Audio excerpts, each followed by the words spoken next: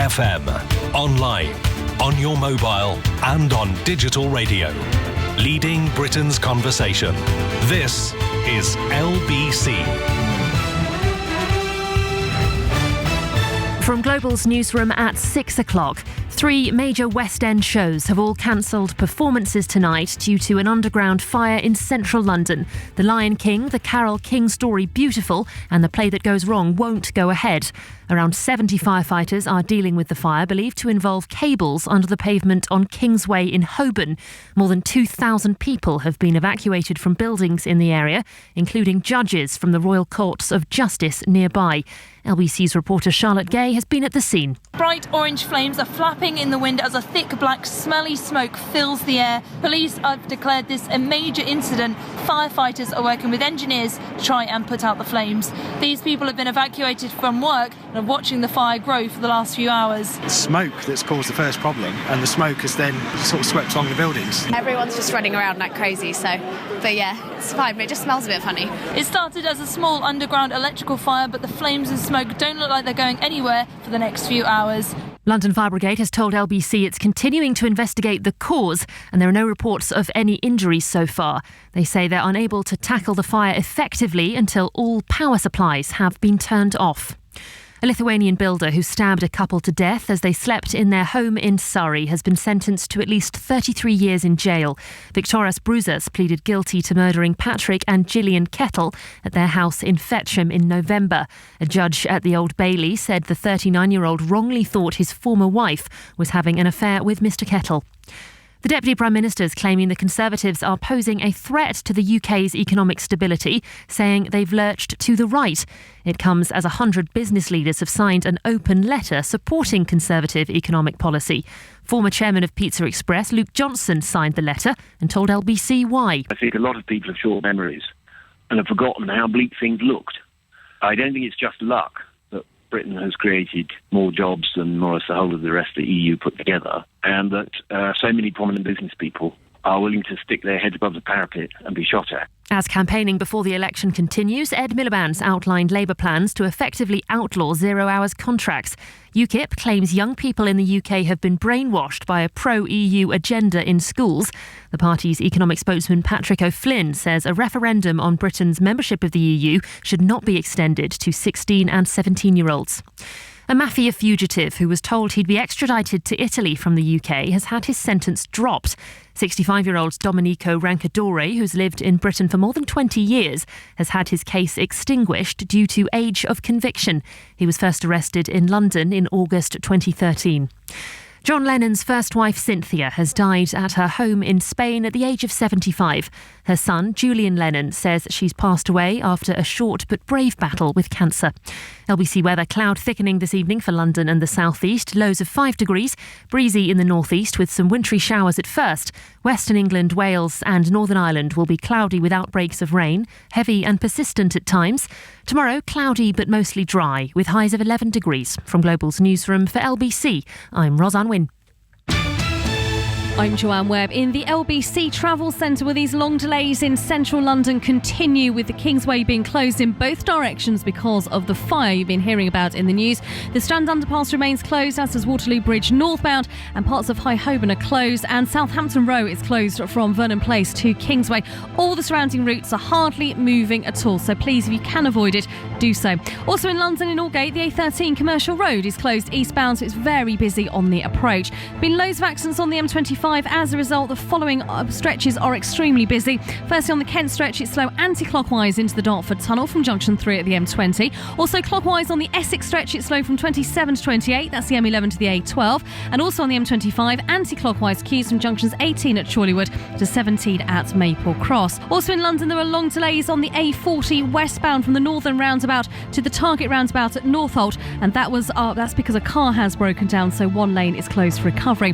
40 minutes worth of delays on the M4 in Berkshire, going westbound from junction 5 at Langley to junction 10 at Bracknell, and that was after an accident that happened earlier, although that's now been cleared. And the trains, Virgin Trains West Coast and London Midland services, they remain delayed by about an hour and a half in and out of Euston after the investigation earlier. Keeping you moving, your next travel updates in 15 minutes. LBC Travel. With Go2 Meeting. No need for a parking space. Game of Thrones. With Sky, you can automatically record every series of your favourite show year after year after year, all at no extra cost. Smart, eh? That's the Sky difference. Sky. Believe in better. Requires compatible Sky Plus HD box. Request 30 minutes before start. Records chosen series, then next, and subsequent series in order. This is LBC, leading Britain's conversation. Call 0345 6060 973. Tweet at LBC. Text 84850. LBC's Election Call. A very good evening to you. It's Ian Dale with you until 8. It's day 3 of the general election campaign, and this is LBC's daily election call. Each day we have a leading politician on to take your calls. Today it's the turn of Government Chief Whip Michael Gove. He's here with us to take your calls for half an hour. So call with your questions right now on 0345 6060 973. If you want to know what Conservative policy is on any subject, it's your chance to quiz Michael Gove right now.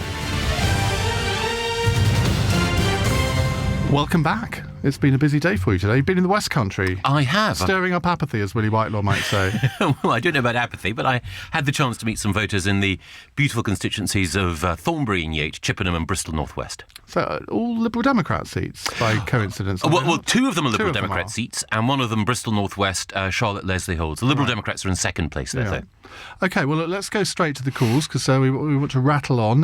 By the way, you can watch us on lbc.co.uk. The cameras have been switched on. David's in Enfield. Hello, David. Good evening. Evening. What's your question to Michael Gove? Yes, good evening, Michael. Michael, my question concerns the increase in the number of jobs since 2010. The government is telling us they've created 1.9 million new jobs, and yet they never tell us that a large part of those jobs that have been created has been the rise in the self-employed. The self-employed has grown by 730,000. But you say that as if it's a bad thing, David. No. Just let me make my point. We're being told all the time that these are well-paying, secure jobs, and yet the latest report on self-employment by the Office of National Statistics says that the average income from self-employment, and now there's 4.6 million people working for themselves, has fallen a fifth since 2008 to £207 a week. Now, why is it we never hear this discussed? Well, thank you for raising it, David. I think the first thing to say is my understanding, and I'm happy to be corrected, is that about 3/4 of the jobs that have been created since 2010 are full-time jobs. And that many of them are serious managerial, professional, industrial and manufacturing jobs. The second thing is to say I think it's, as Ian hinted, welcome that there are more people who have either set up in business themselves or who are sole traders. And it will often be the case, particularly at the beginning of a business career, that people will be ploughing perhaps some of their own money or some of the money they've got from the bank into the business, and it will only be later, once the business really takes off, that you'll begin to see those individuals, and perhaps those that they go on to employ, really benefiting. But it's been, I think, a very welcome trend that more people have wanted to set up their own businesses, and one of the problems I think that we've had historically in the past in England is that we haven't been as supportive of new entrepreneurs as we should have been. Quick response, David? Yes, well, all I would say is if according to the Office of National Statistics, the average income of these self-employed people is £207 a week, who could live on £800 a week? And I think that explains why your tax revenues are not going up and you're still running a £90 billion pound budget deficit, because the tax revenues are not reflecting the recovery. I think it's the case that the Office of Budget Responsibility have said that they expect in the next few years pretty chunky returns, actually, in terms of tax. They think that the tax base has become more solid. Of course, it's the case that when people are starting out in business, we wouldn't expect them to be instant successes overnight. We would expect people, as I indicated earlier, perhaps to be ploughing some of their own money into the business, and perhaps certainly not to be taking money out of the business because they want to invest in it, they want the business to grow. And of course, during those early months, all the support that we as a government can give is there, and it is the case that, for example, the Department of Business Innovation and Skills is there to help businesses when they start out, to help them to ensure that they can deal with all the paperwork and even perhaps move into markets they might not have thought. Well, let me remind you can watch us on the LBC website at lbc.co.uk. You can also dial 0345 6060 973 if you'd like to ask Michael Gove a question. You can email ian@lbc.co.uk and you can text 84850. Simon has texted, why did you take part in the disgraceful and grubby plot to depose John Bercow as Speaker? I don't think there was anything disgraceful or grubby about the idea that the Speaker should be elected by secret ballot. I think I'm going to be elected by a secret ballot, or, well, certainly whoever is going to be MP for Surrey Heath on May the 7th is going to be elected by a secret ballot.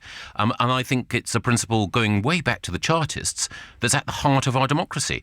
The idea that anyone who has any control or influence over us should be elected in a way which means that they cannot exercise fear or favour. Well, it didn't end very well, did it? Because you failed. And Tory MPs were going home with their heads held high after the Prime Minister's questions the day before, and yet after that it was Labour MPs going home in a very good mood. I think we all went home in a very good mood. I think that we all thought that it had been, on the Conservative side, a very, very successful 5 years in coalition. And I think it's also the case that the overwhelming majority of Conservative MPs, and not a few Liberal Democrat MPs, were glad to have the opportunity to assert the importance of the principle of having a secret ballot. You can't sit here and pretend that it was a triumph when 33 of your own coalition MPs voted against, well, it was supposed to be a free vote, but we all know it wasn't really. And I mean, it wasn't a triumph for you, was it? Well, I would never, I very rarely use the word triumph at all, except in the context of sports cars. The whole point about the vote was that it was an opportunity for people to stand up for what I felt was an important principle. Why do Tory MPs and you in particular hate Bercow so much? I don't hate anyone, I hope. I think it's important, however... There's a lot of love lost, is there?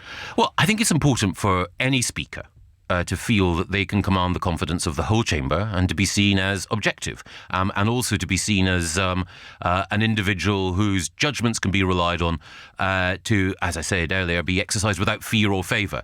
So the question in my mind is why the Speaker and some of his supporters didn't want a secret ballot. OK, let's move on. Let's talk to David, who's in Harrow. Hello, David.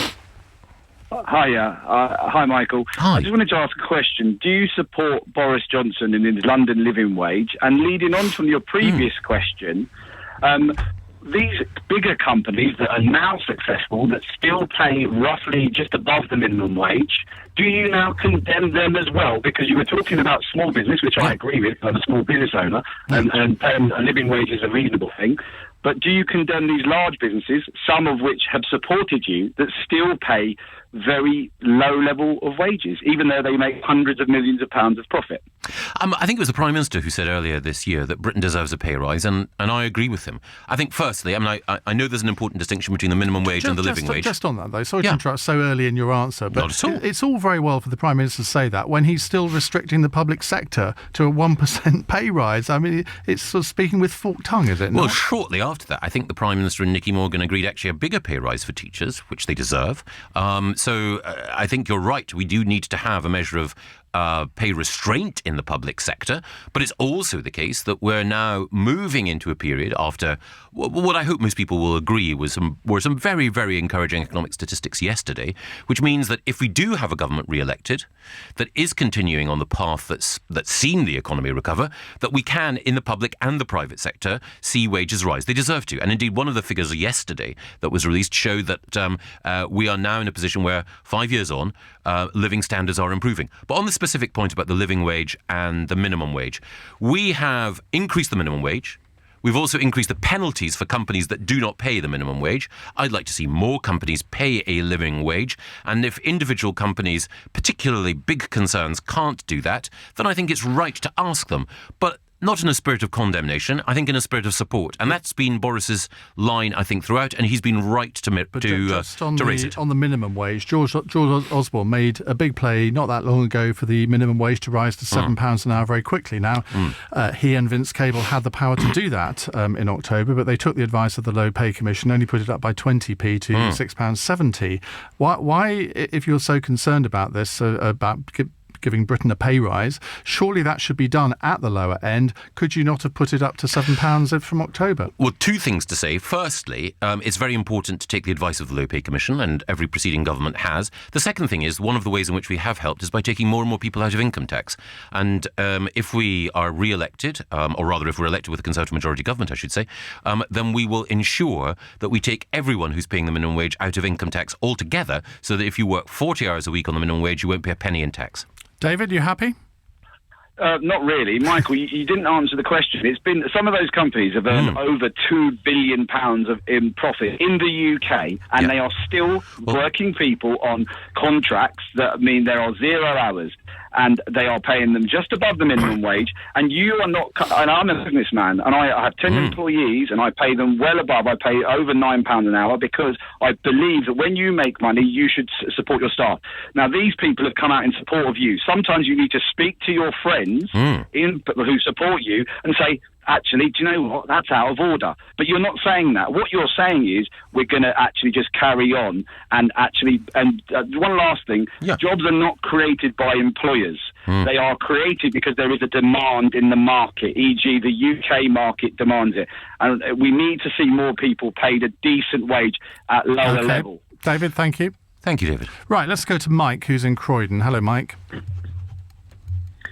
Good evening. Evening. What would you like to say? So, your party announced that they're committed to reducing the deficit and other long-term economic commitments, which I broadly agree with. Cameron actually mentioned £25 billion worth of cuts, which I think has alarmed many people. I think it's 30, actually. It's 30, yeah. I think it's around that. It's a big number. Mr. Gove, why is Cameron not being more specific on where those cuts are coming from? Surely shedding light on this would add a bit of credibility to his manifesto, and secondly, it would disarm your critics. I know he's mentioned a few areas, but particularly on welfare, he hasn't been very open about where those cuts are going to come from. No, it's a fair point. I think that we've been more open than any of the other parties. The 30 billion figure that you mentioned, £5 billion of that is going to come from the more aggressive pursuit of tax avoidance. We've already done that in the last Parliament. There are some ideas that I know the Chancellor will outline in due course about how we can get more tax from dealing with tax avoidance and making the system work more efficiently. There's £25 billion left. £13 billion of that will be departmental cuts. £12 billion of that will be cuts specifically in welfare. And of those 12 billion, we've said that 2 billion will come from freezing in work benefits. The other 10 billion, well, that's actually only less than half of what we've already saved. Yeah, but where's that coming from? Because, I get a lot of people on this programme text and tweet me saying, look, I'm disabled. I'm really frightened that the government is going to hit me. They won't give details of where this 10 billion is going to come from. Is it going to be me that suffers yet again? Well, we've made it clear that our first principle is to make sure that the disabled and the genuinely vulnerable are protected. Our second principle is to make sure that pensioners, those who've paid in throughout their lives, are protected. And the third, and I think the most important principle, is to make sure that we help people back into work. Because our welfare changes are designed to do two things.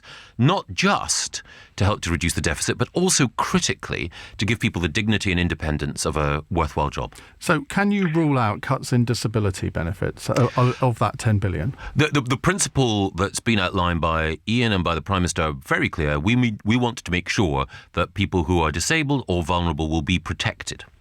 That's not quite ruling it out, is it? And you haven't actually explained where this 10 billion is going to come. Are we actually going to get these figures before the election campaign, or am I going to have to sit here day after day trying to eke it out of you or whichever Conservative politician is sitting there? I think Mike wants to make a point. No, I want you to answer that question. Well, I'll give you... Sorry, Mike. No, not sure. We'll hear from Mike in a second. I'm sure he'll... I was going to say... No, Mike, hang on, Mike. Come on, Mike. I really want to pin you down on this. I'm sorry. I've outlined... and the Conservative Party have outlined in greater specificity than anyone else exactly how we will contribute to reducing the deficit. From this 10 billion? That's more specific than anyone else has been. But that's a third of the cuts that you won't tell me how you're going to do. Now, will you tell us before the election or not? Will it be outlined in your manifesto? We've told you far more than any other party has. That's not what I'm asking. No, but that's what I'm saying. Well, but you seriously think that you can go through this entire election campaign without giving us the details? I had George Osborne give me exactly the same answer as you've given me, and I don't think it's something that the electorate will put up with. They want answers to this question. Clearly, Labour are going to press you on it, and I think in every interview you do between now and election day, you're going to get a similar question. What? I don't understand the reluctance to answer it. I'll allow people to make up their own mind as to whether or not they think that we have been more specific than other parties and make their own judgment on that basis. The other thing I would say is that it's already been the case that we've saved £21 billion during the lifetime of the last government. At the beginning of that period, people, I think, would have been scornful of our ability to make those savings, and we have. OK, Mike, final word from you. Well, I mean, one area that you could look at is foreign aid. I think it'd be a very popular vote winner if you said, OK, we're making cuts in our welfare, but we're also going to cut our foreign aid as well, and we could redirect those savings to your savings. That would be popular with many of your Conservative Party members. It might be popular with some people, but I don't think it would be the right thing to do. OK. Now, just on before we go to our next caller, the Foreign Office has just said it's looking into reports that 9 British nationals have been arrested by the Turkish authorities for attempting to cross into Syria. Assuming that's true, that's a really worrying situation. Yes. 9 all in one go. Yes, it is worrying. There were some reports earlier today, weren't there, from a public prosecutor, I think, who said that he was particularly concerned. It was just one individual, but particularly concerned about reports that young people from 2 schools might choose the Easter holidays in order to try to join Islamic State. We know that there are a number of people, currently living and working in Britain, who aspire to, join the jihadists in IS. Obviously, these are just news details that are breaking now, so obviously we'd want to wait to hear in greater detail what's happening, but I have to say it doesn't surprise me, but it does deeply concern me. Should schools be doing a lot more? I think that we have to be careful here. I think that one point that it's important to make is that there are particular concentrations of particular areas of concern, and I think we do need to support teachers and social workers in those areas of concern.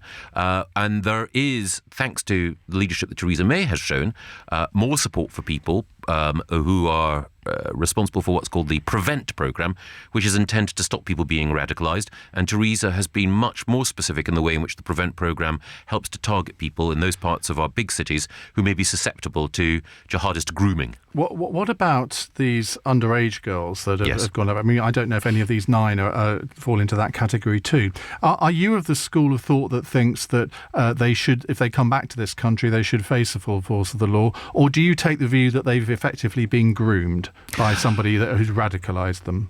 I think you have to look at each individual case. It may well be the case that there is someone who has been, exactly as you say, groomed, who's... if they're underage, I mean, we wouldn't... Well, if we were talking about child abuse, there wouldn't be a question. We would call it grooming, wouldn't we? Yeah, well, I think that we have to look at each specific case. It may be that there are people who have been groomed or who are subject to peer pressure or intimidation.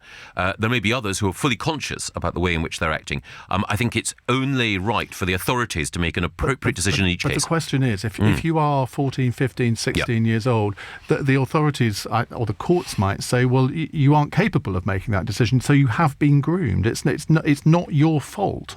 They might do, and I think it would be a decision for the individual courts and for the prosecuting authorities to decide. I don't think it's the sort of thing where politicians should, in anticipation of the criminal justice system looking at the case, make a grand pronouncement. OK. Right, next up is Shirley, who's in Beckenham. Hello, Shirley. Oh, hello. Thanks very much for taking my call. I'm 81 and I worked for many years as a self-employed musician, so I never had an employed pension or anything. I managed to get some savings and my house is now paid for. Before the last election, there was a Conservative pledge to raise the starting point for inheritance tax to £1 million. Well, I've got 5 children and 14 grandchildren, and I really have been fighting to try and find out exactly what's going to go on regarding this. If you're a single person, you seem to be worse off in this respect than if you're a couple, because I know there is some way in which you can split the debt between the two of you if you're a couple. So effectively... I'd like to know what you're planning to do as regards death duties. OK, Michael?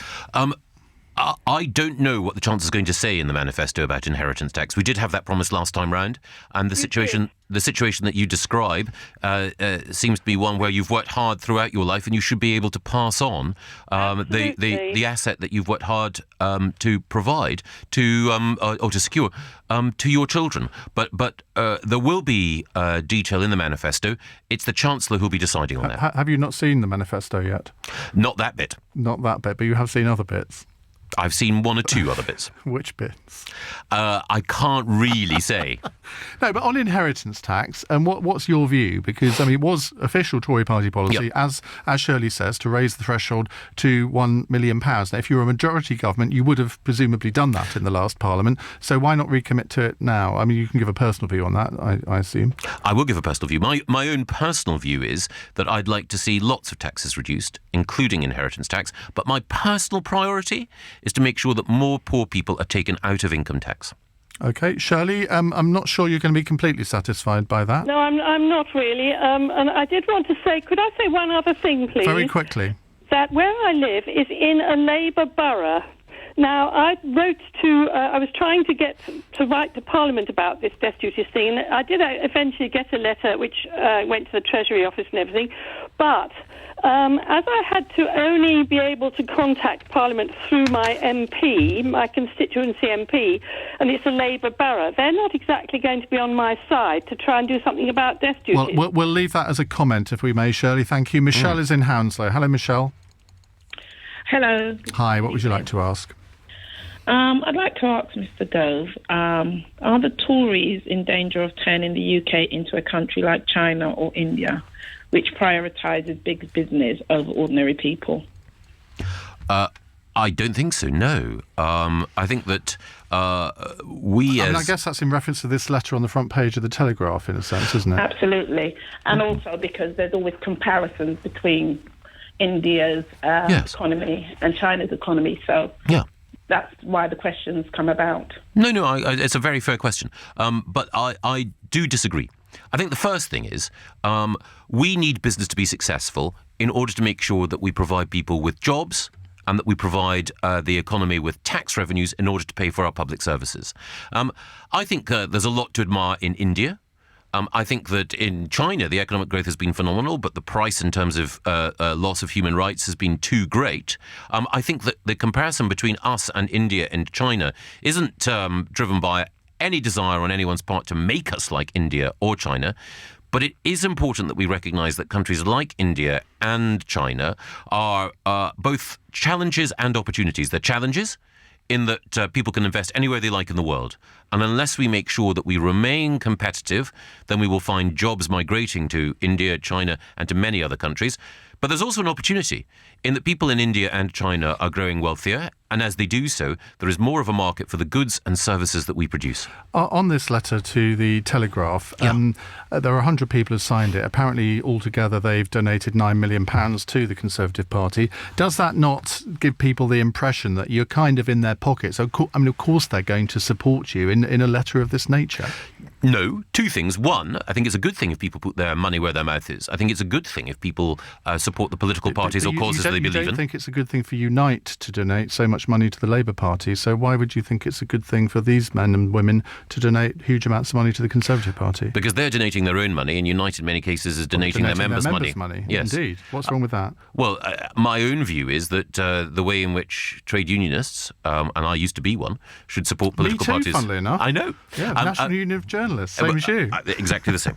The way in which trade unionists should support political parties is through, opting in. But on the broader point about the people who've written that letter, 103 individuals, some of them are people who used to support Labour. From Cameron McIntosh to Charles Dunstone.